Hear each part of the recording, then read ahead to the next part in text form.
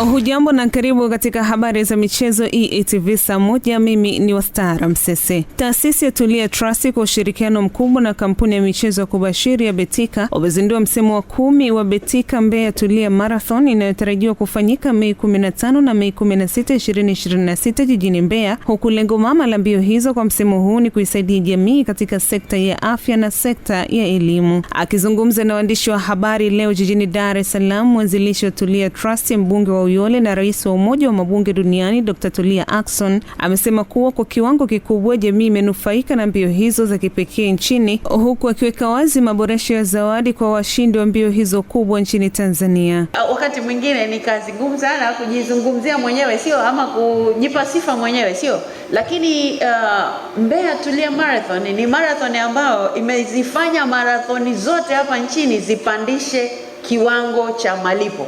Kwa hivyo sisi ndio ambao tulianzisha kulipa fedha nyingi wakimbiaji ambao wanashinda kuliko marathon yoyote. Na hiyo kwa sababu ni kitu cha wazi. Mtu anaweza tu kutazama, sio lazima mimi nimtajie. Anaweza kwenda kwenye hizo marathon nyingine zilikuwa zinalipa kiasi gani, na baada ya sisi kuanza wao wanalipa kiasi gani. Kwa hiyo sisi ni watu ambao tumepandisha, labda niseme, hadhi ya wakimbiaji hapa nchini kwa maana ya kiasi wanachokipata. Kwa upande wake, Samuel Mucheru ambaye ni meneja mkuu wa Betika Tanzania amesema dhamira ya kampuni hiyo ni kuendelea kuunga mkono juhudi za maendeleo ya taifa kupitia sekta ya michezo. Sisi tunaomba Watanzania waende wajisajili kwa hizo mbio, kwa sababu umesikia kama vile Mheshimiwa Daktari Tulia Ackson amesema hizo hela zenye zitachangishwa zinaweza kusaidia jamii. Na sisi kama kampuni nambari moja ya kubashiri nchini Tanzania, silo hilo jambo peke yake tunafanya kusaidia wananchi. Kuna mambo mengine tumefanya, na kama tu vile umesema, mwaka uliopita tulienda tukafanya tournament ya Sekafa hapa nchini Tanzania, ambako timu 11 kutoka nchi 6 zilihudhuria, na timu moja yetu Singida Black Stars ikaibuka washindi. Uzinduzi wa Betika Mbeya Tulia Marathon umeambatana na uzinduzi wa vifaa vya kukimbilia na utoaji wa taarifa muhimu kuhusu maandalizi ya mbio hizo, ikiwa ni pamoja na usajili kwa washiriki, huku msimu huu wa 10 unatarajiwa kuwa kipekee zaidi, ukiwa na lengo la kuimarisha zaidi athari chanya kwa jamii na kukuza utamaduni wa kufanya mazoezi miongoni mwa Watanzania. Na tuzo za Baraza la Michezo la Taifa National Sports Council Sports Awards 2025 ambazo hutolewa ili kutambua mchango wa wanamichezo bora nchini mwaka huu zitatolewa Mei 9, 2026 katika ukumbi wa The Superdome Masaki uliopo jijini Dar es Salaam, ikiwa ni msimu wa 4 mfululizo tangu zilipoanza kutolewa mwaka 2022. Haya yamesemwa leo jijini Dar es Salaam na mwenyekiti wa kamati ya tuzo za BMT Profesa Mkumbukwa Mtambo wakati akiongea na waandishi wa habari, na kuongeza kuwa mwaka huu tuzo zimeongezeka kutoka makundi 20 hadi kufikia 21. Lengo la tuzo hizi ni kuendelea kuwatambua, kuwapongeza na kuwaenzi wanamichezo na timu za Kitanzania ambazo zimefanya vizuri katika mashindano mbalimbali ya kimataifa kwa mwaka 2025.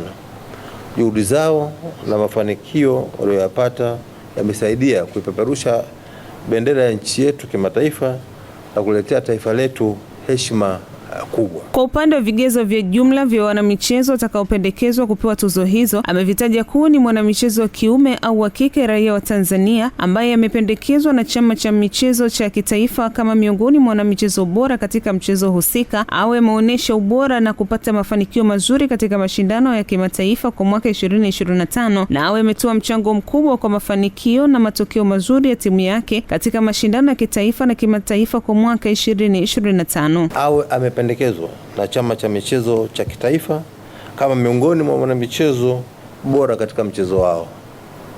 Cha tatu, awe ameonyesha ubora na kupata mafanikio mazuri katika mashindano ya kimataifa kwa mwaka 2025, na cha nne, awe ametoa mchango mkubwa kwa mafanikio na matokeo mazuri ya timu yake katika mashindano ya kitaifa na kimataifa kwa mwaka 2025.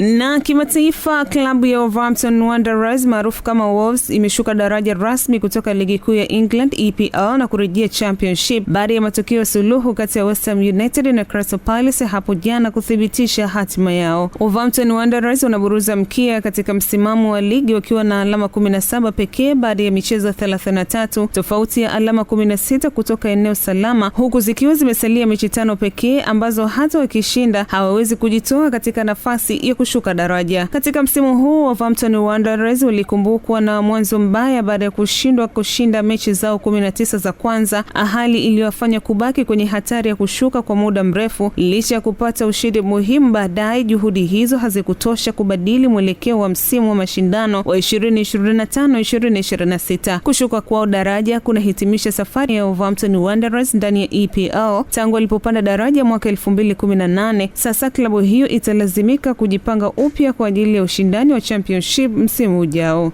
Na nyota wa San Antonio Spurs Victor Wembanyama ametajwa kuwa mlinzi bora wa mwaka 2026 katika ligi ya mpira wa kikapu nchini Marekani NBA na kuweka rekodi ya kuwa mshindi wa kwanza katika historia ya tuzo hiyo ya miaka 43 kuchaguliwa kwa kupata kura zote 100 za nafasi ya kwanza. Wembanyama mwenye umri wa miaka 22 ndiye mchezaji mwenye umri mdogo zaidi kushinda tuzo hiyo na wa pili kuinyakua ndani ya misimu yake mitatu ya kwanza, akifuata nyayo za nguli wa Spurs David Robson aliyeshinda msimu wa mwaka 1991-92. Mchezaji huyo ambaye amewahi kuchaguliwa mara 2 kwenye kikosi cha nyota wote All Star pia aliweka rekodi zake binafsi kwa wastani wa alama 25.0 na mipira ya juu yani rebounds 11.5 pamoja na wastani wa kupoka mpira mmoja kwa kila mchezo. Wembanyama ambaye pia anawania tuzo mchezaji bora wa mwaka MVP alisaidia San Antonio Spurs kuwa na rekodi bora katika msimu wa kawaida regular season kwa kupata ushindi 62-20, huku safu yao ya ulinzi ikishika nafasi ya 3 kwa ujumla. Wakati huo huo, Luka Doncic na Kelly Cunningham wanaruhusiwa kushindania tuzo za NBA baada ya rufaa yao kukubaliwa. Ni hayo katika michezo leo Aprili 21. Mimi ni Wastara Msese.